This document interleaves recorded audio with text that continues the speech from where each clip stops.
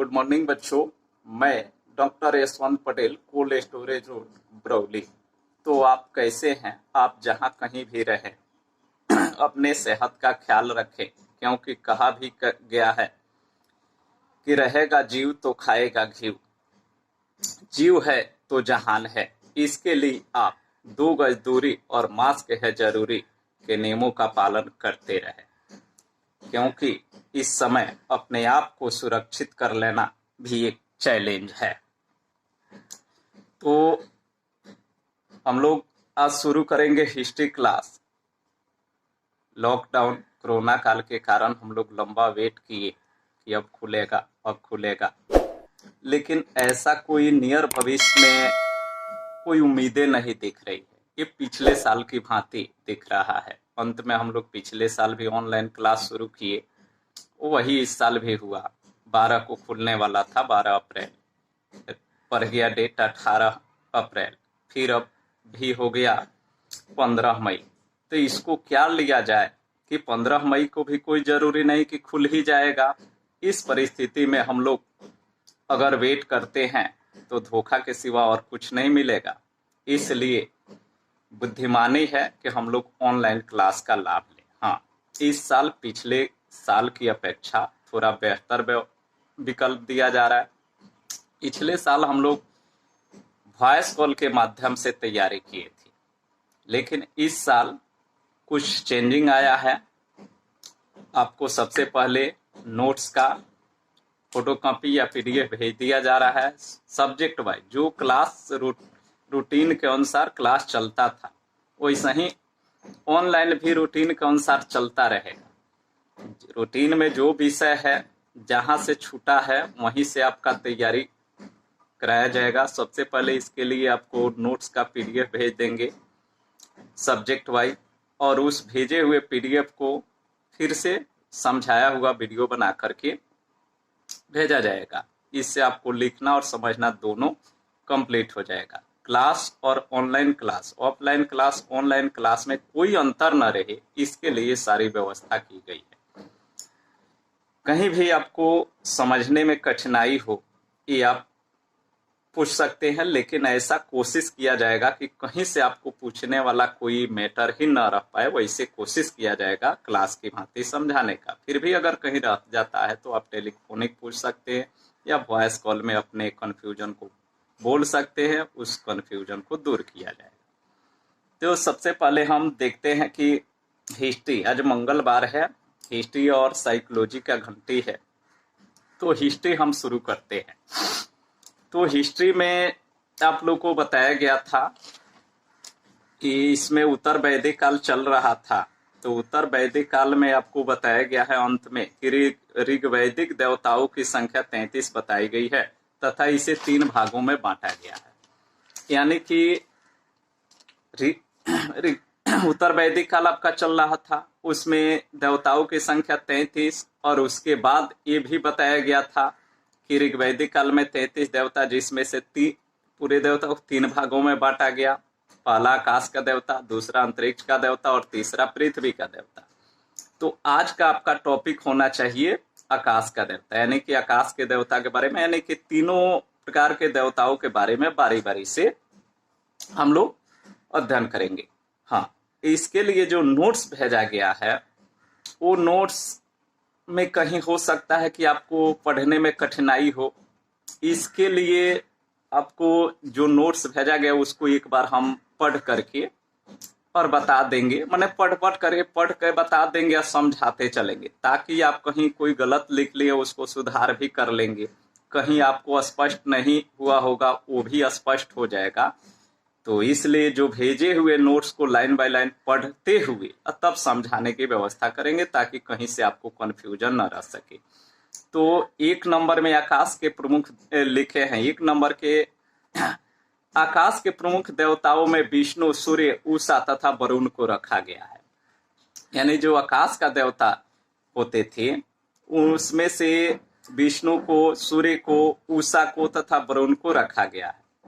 जबकि 2 नंबर में आप अंतरिक्ष का देवता लिखे हैं, जबकि अंतरिक्ष के प्रमुख देवताओं में इंद्र, वायु, मारुति और रुद्र को रखा गया है। जबकि तीसरा प्रकार का देवता है पृथ्वी का देवता। तो पृथ्वी के प्रमुख देवताओं में अग्नि, बृहस्पति, सरस्वती और सोम को रखा गया है। यानी कि तीन भागों में देवताओं को ऋग्वैदिक काल में बांटा गया। तो आकाश देवता, अंशरीर देवता और पृथ्वी के देवता। इससे आपको ऑब्जेक्टिव पूछता है कि सूर्य किस प्रकार के देवताओं की, सूर्य ऋग्वैदिक काल में अच्छा है, उत्तर वैदिक काल में किस प्रकार के देवताओं की श्रेणी में आते थे? तो आकाश के देवता में। तो तीनों भागों में कौन कौन से देवता, आकाश के देवता में कौन है, अंतरिक्ष के देवता कौन है, पृथ्वी के देवता कौन है, ये सब आपको देखना होगा। फिर जिसमें मारुति को आंधी का देवता कहा गया, यहां से ऑब्जेक्टिव पूछेगा कि आंधी का देवता कहा गया है किन्हें? तो मारुति को। फिर बृहस्पति को आर्यों का गुरु माना गया है। आर्यों के गुरु कौन है? तो बृहस्पति। फिर पर्जन्य को बादलों का देवता कहा गया। यहां से पूछेगा कि बादलों के देवता किन्हें माना गया है, कब? उत्तर वैदिक काल में बादलों का देवता माना गया है। किनको? तो पर्जन्य को। यहां से ऑब्जेक्टिव सब पूछता है, सब्जेक्टिव यहां से नहीं पूछेगा, सब ऑब्जेक्टिव निकलेगा। फिर आपको कहेगा कि पूषर को वनस्पति और पशुओं का देवता, जो वनस्पति है तो वनस्पति और पशु का देवता किन्हें माना गया है? पूषर को। फिर अश्विनी को चिकित्सक का देवता के रूप में माना गया था। अश्विनी जो है उनको चिकित्सक का देवता माना गया है। फिर सभी वेदों का पाठ करने के लिए अलग अलग पुरोहित होते थे। जो सभी वेद हुआ करते थे, चारों वेद, वो चारों वेदों का पाठ करने के लिए अलग अलग पुरोहित या कुलगुरु हुआ करते थे। जैसे ऋग्वेद के पुरोहित का नाम होता, मैंने अभी आप जाने कि अलग अलग वेदों का पाठ करने के लिए पुरोहित को रखा गया था, पुरोहित हुआ करते थे और उन पुरोहितों को अलग अलग नामों से जाना जाता था। तो सबसे पहले जो ऋग्वेद के पुरोहित होते थे उनको होता कहा जाता था। होता, इन्वर्टर कमा से घेरा गया है, होता। फिर कोमा देकर लिखे सामवेद के पुरोहित को, सामवेद के पुरोहित का नाम यानी सामवेद के पुरोहित को उद्गाता कहा गया है। जबकि यजुर्वेद के पुरोहित का नाम अधर्यु तथा अथर्ववेद के पुरोहित का नाम ब्राह्य देवता है। यानी कि ये समझे कि ऋग्वैदिक काल में चाहे उत्तर वैदिक काल में अलग अलग वेद होते थे। अलग अलग वेदों को, जैसे 4 वेद है और चारों वेदों के पाठ करने के लिए अलग अलग पुरोहित होते थे और अलग अलग पुरोहितों को अलग अलग नाम से जाना जाता था। तो किस वेद के पुरोहित को किस नाम से जाना जाता था, इसके माध्यम से आपको बताया गया। फिर इस काल में विष्णु को प्रजापालक देवता के रूप में माना गया है। पूछता है कि प्रजापालक देवता किन्हें माना गया है? तो विष्णु को। फिर शिव को संहारक ये तथा सृष्टिकर्ता के रूप में, यानी कि शिव जो है उनको संहारक, विनाशक देवता के रूप में माना गया है तथा सृष्टिकर्ता के रूप में, यानी सृष्टि का जन्मदाता कहिए चाहे सृष्टिकर्ता कहिए, के रूप में प्रजापति या ब्रह्मा को माना गया है। ब्रह्मा को सर्वोच्च देवता के रूप में माना जाने लगा है। तो सृष्टिकर्ता के रूप में शिव को, प्रजापति या ब्रह्मा को सर्वोच्च देवता के रूप में माना गया है। इसी दौर में कुछ प्रमुख यज्ञ जैसे राजसूय यज्ञ, यह अब देखिए इसी दौर में, यानी किस दौर में? उत्तर वैदिक काल में कुछ प्रमुख यज्ञ होते थे। जैसे प्रमुख यज्ञ में राजसूय यज्ञ, तो ये किस प्रकार का यज्ञ था? यह राज्याभिषेक से संबंधित था। यानी राज्याभिषेक जो होता था राजगद्दी दिलाने के लिए, तो उसके लिए अश्वमेध यज्ञ किया जाता था। फिर यह राज्य के विस्तार से संबंधित है। वाजपेयी यज्ञ, यह एक प्रकार का रथ दौड़ था। रथ में दौड़ लगाया जाता था, तो रथ दौड़, उसमें रथ को दौड़ाने की परंपरा थी। रथ दौड़ को वाजपेयी यज्ञ के नाम से जाना जाता। पुरुषमेघ यज्ञ, पुरुषमेघ यज्ञ क्या होता था? तो इसमें मानव की बलि दी जाती थी। यानी कि पुरुष मेघ यज्ञ में मानव को बलिदान देने की परंपरा थी।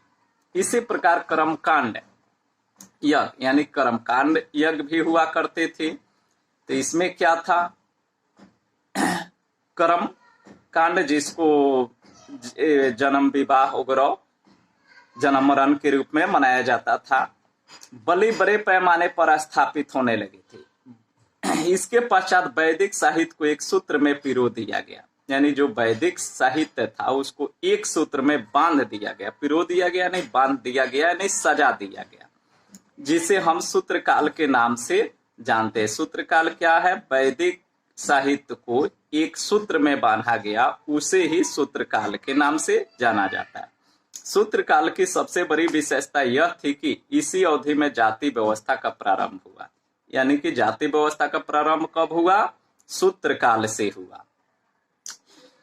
इस अवधि में जाति व्यवस्था का प्रारंभ हुआ। इसके पूर्व में वर्ण व्यवस्था थी, यानी आप वैदिक काल में जाने हैं कि वैदिक काल में वर्ण व्यवस्था थी, 4 प्रकार के वर्ण थे, लेकिन जाति व्यवस्था नहीं थी। लेकिन सूत्र काल के शुरू होने के साथ ही जाति व्यवस्था की शुरुआत हो गई।